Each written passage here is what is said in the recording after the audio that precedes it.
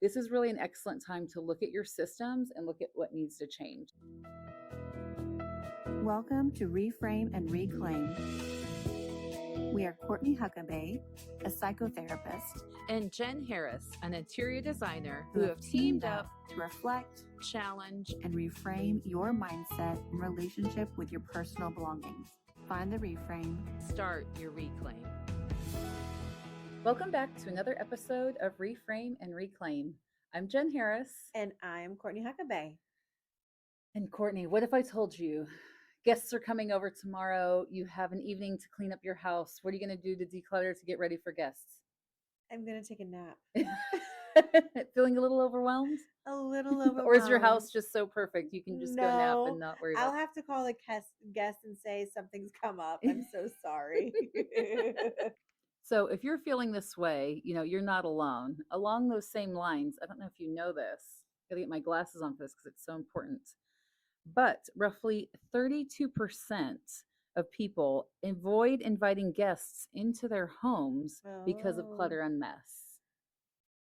I would, I don't say that makes sense, but I will say I do know some people who refuse to have events or guests over at their house because they're like, it's too much stress. Yes.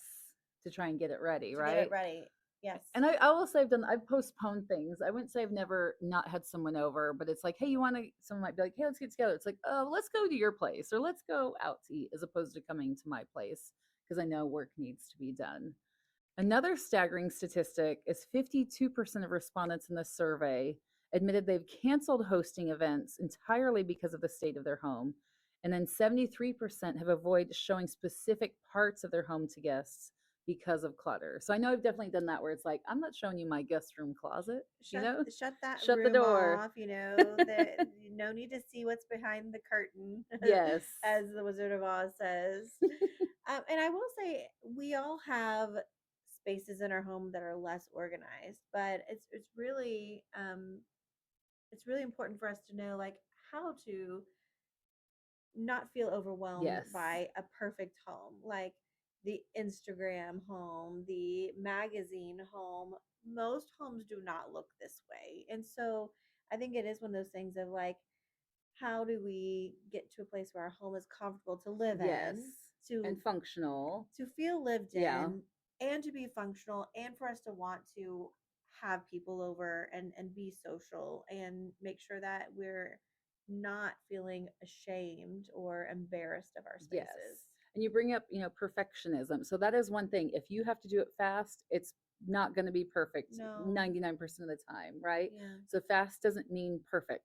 So if someone is in kind of that frantic mode, how can you get them to move past the perfectionism side, or how do they get past that this is okay for now? Okay, so I will say for me personally, whenever I think of like having people over, I'm thinking they're going to be in the living room, they might be in the dining room, they might be in the kitchen.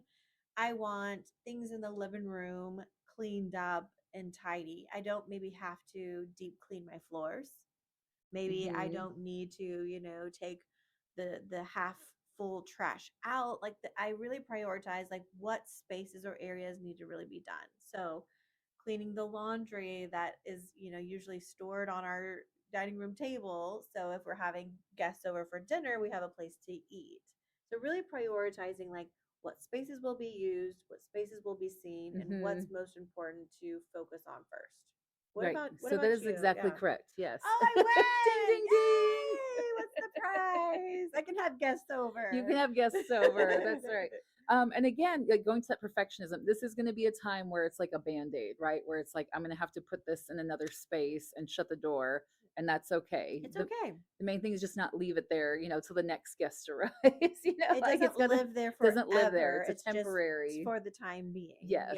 But it's exactly right. So you're going to want to tackle those areas where people are going to be. So if you have guests staying overnight, then, you're going to want to do the guest room. You're going to want to do the guest bathroom. You're going to want to do the living room and the kitchen spaces. But the main thing to get the biggest visual impact is going to be those flat surfaces. Mm, So your kitchen counters, kitchen table. right? Coffee tables, side tables, Yeah, bathroom counters, any of those spaces.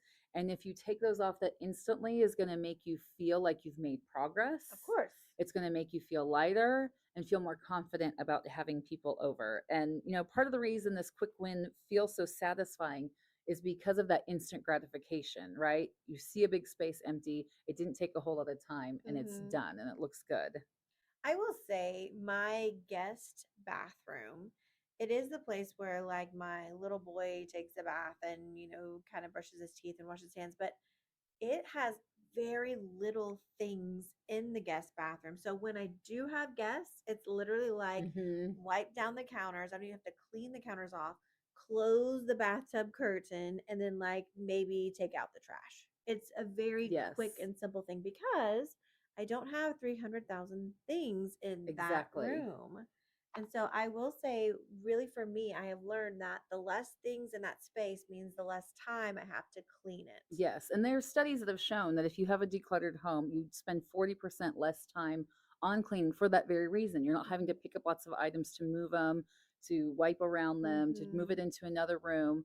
And so from this point going forward, if you're having guests, keeping those spaces with fewer items will help in those last minute situations. But let's say you don't have that.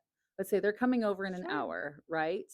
We're focusing on progress, not perfection, Yes. fast, high impact areas, and the rest of it can ride. And honestly, if they're good enough friends, they're going to let things slide. Like they're going to be okay with If clutter. you've been in my counseling office, you will know, even though family is close to the heart, sometimes the most critical too. Oh, yes. So I will Yes. say, also realizing that clean enough for you is going to be clean enough. And Yes. sometimes there's other people we just, they're always going to have an opinion about something we did or did not do. So just don't have them over as much. Yeah, I agree. That's a good. I It's like a that healthy reframe. boundary. I like that Let's healthy go out to boundary. eat. Let's go Yeah. to a restaurant. Don't come Yes. to my house. It's so far. For sure. But definitely, again, those flat surfaces, entryways when people first come in, kitchen countertops, Yes, the living high room impact places surfaces, where people are going hmm to like be walking through or using a lot. bathroom counters, floors if there's like a big mess. But me, it's more like if there's boxes or things stacked on the floor that need to go somewhere else just to open up the space to make it more visually appealing. We do not need to deep clean our floors No, no, no, before no, no, guests no. come over. I mean, I may run a quick vacuum because I have a dog and a kid, but I'm not going to be vacuuming the entire home and, my bedroom.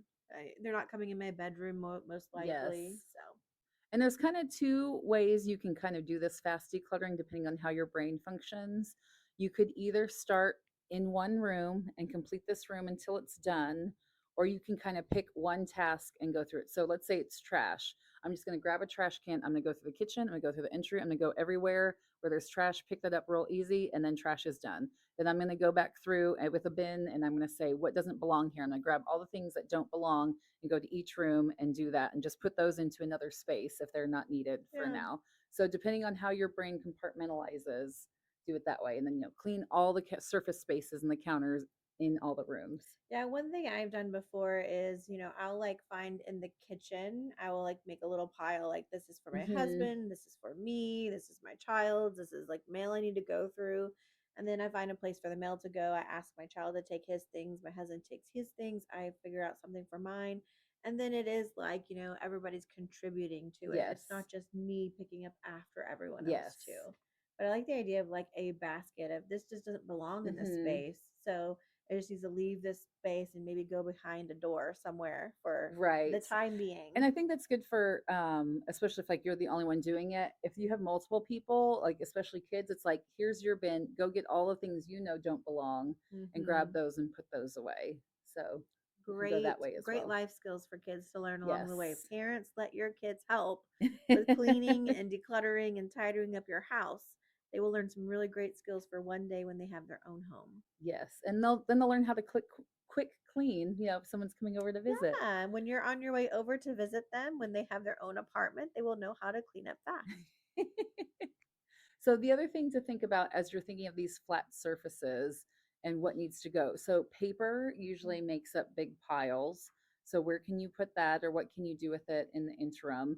And then think of systems that will go in place when they leave that you can go moving forward to maintain the space. So while we talk about like put things in a basket and put it in another room, this is really an excellent time to look at your systems and look at what needs to change. So mail, for example, you may have to pick it up and put it in the office for now, but the space where the mail was, there's a reason you're dropping it in that space. It's because your brain's saying this is where I want it to be. So you have to kind of reconcile, is that really where I want the mail to live, or do I need to make a separate home for it? And if that is where you want the mail to live, what can you put there that's aesthetically pleasing as well as functional to let everybody get their mail and take it from that space and know what to do with the next steps? Hmm. So I if think that's it's your drop zone. I think my husband has a drop zone of on the counter Hmm. because, you know, we get the mail, we put on the counter, and then I have taken on the job and just kind of love doing it of sorting the mail, and then I put the mail in the office for him and I put the mail in my place for me. Hmm. And it works kind of, but then my husband's like, "Wait, there's so much mail in my office." I'm like, "Well, you left it on the counter, and that's not where it goes." So finding a system that works for everybody, and we're Yes. still looking for that Yes. system. So it sounds like maybe he does not want his mail in his office, or maybe it's where it's being left in his office. So maybe he needs like a designated spot in the office. Or I find even just a small acrylic or any kind of style divided like letter holder or file folder holder, just the mini ones, drop mail in. Each person has a different little segment of the square, and Hmm. that's a really quick and easy system. I We like that. also did in our previous home.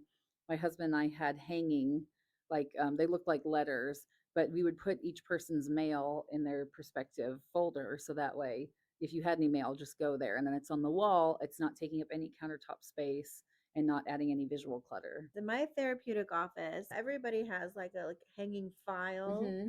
It's not like a file, but it's like a little hanging mailbox. And so any documents, certificates, you know, notes or whatever go right there to that therapist or that person. And then there's no counter use of space. But it's really great. So we have a lot of great systems and a lot of great people to help keep those systems going. It's just hard whenever, you know, you have a home that's used for so many different people Yes. and you live in it so many different ways. So, but And have you ever asked your husband like where he likes the mail to go? he likes the mail to go um after he's opened it where he decides. But but before he He opens wants it to it, go on the counter. he wants it on the counter So he before. will see it. So it's easy to see. He walks Hmm. through the kitchen all the time, and the counter is a place that he passes. But I'm like, this is not a place for mail. It's a place for me to cook and prepare food. So we're working on that system. So maybe there's another countertop somewhere that you can, His office desk is great counter space. or the laundry room, or the. The laundry room is another drop zone for other things that I don't know about. We'll workshop this. We'll We'll work on it. again. No one's perfect. Progress over I'm also a perfection. client. And then, we've talked frequently about, 300, most homes have 300,000 items. Hmm. And after you have done your initial cleaning, when guests come, really take this time to look at the space empty, say it's cleaner, It right? feels so It good. feels It feels good. amazing. How can we keep it this way? So the items that you took out, do they need to come back in or do they go somewhere else? They need a new home. Does the mail go on that counter or does it No, go somewhere else? somewhere else. So really challenge yourself to, once you go back to that space, make it how it functions for you. They say, 20% of the clutter is making 80% of the visual stress of the room. The items that are in there, 20% of it is really where your eye focuses. And I don't know if that, maybe you can clarify from a mental health standpoint. Is it because like those piles then trigger like, oh, that's all the paperwork I have to do, or oh, this is unfinished tasks? I think the differentiation is it's not just 20% of the things, it's 20% of clutter. Yes, So, yes. clutter, again, the definition of clutter is things in your home that are no longer useful or meaningful. So, if you find things that is like a pile of mail, or if you find things that's the toys that the kid never plays with, I think the idea is like I see that and I maybe mentally know that that's not being used, or I don't Mm, like that, or I don't appreciate that where it's at. So if it's clutter, it may not be meaningful in this space. Or if it's clutter, it may be I don't need this anymore. And so your mind may go to kind of the idea of like what I don't need, what I don't want, what I don't like. Our brains actually are a little bit wired like mm, things that are I don't want to say threatening, but that's kind of how I use it in therapy. Like yeah, things that are not good, so I can correct it, so I can make sure that things are better. And I think that just may be what our brain is doing is like finding things that might be out of place. yeah. So if you have a home that has an area, it could be the linen closet, the pantry, it could be a countertop or a drawer, and you go, everything feels like it fits and is needed here. There's not extra of things that Hmm. are not used or not meaningful. That feels like a really good, well rounded space. And maybe we need to take a more inventory of the different spaces where maybe this doesn't have the right home. Right. It needs to go to a different space. Or maybe I really don't need that here because it's not being used. It needs to go to a different home. Maybe not in my home. Have a different Yeah. yes. Donations is the number one way that people like to get rid of their items. I think there's an idea of like if I am throwing it away, then it's being wasted. And Yes. then if I can donate it, maybe it can be used by someone else or appreciated by somebody else. And it gives it meaning again, right? Yes. And so I And think a value. lot of Yeah. people feel as though like if I can give this to someone who can use it or who will appreciate it, then I feel better letting it go than it just not Hmm. being used or appreciated. And we have seen that time and time again with clients as well. Personally as well. Yes. Yes. Yes. Yes. I'm a client too. So get that if you get that call, I know we're coming to the close of the podcast. Yes. But if you get that call and someone's like, "Hey, I'm heading over," you're going to set a timer for 30 minutes and you're going to see what you can do. You're going to start with those flat surfaces, get those cleared off first. Pick up pillows in the living room, make sure that's aligned. Don't worry about cleaning the floors. Then you can go in deeper and go into other rooms and don't get stuck in one space. Just go fast, not perfection.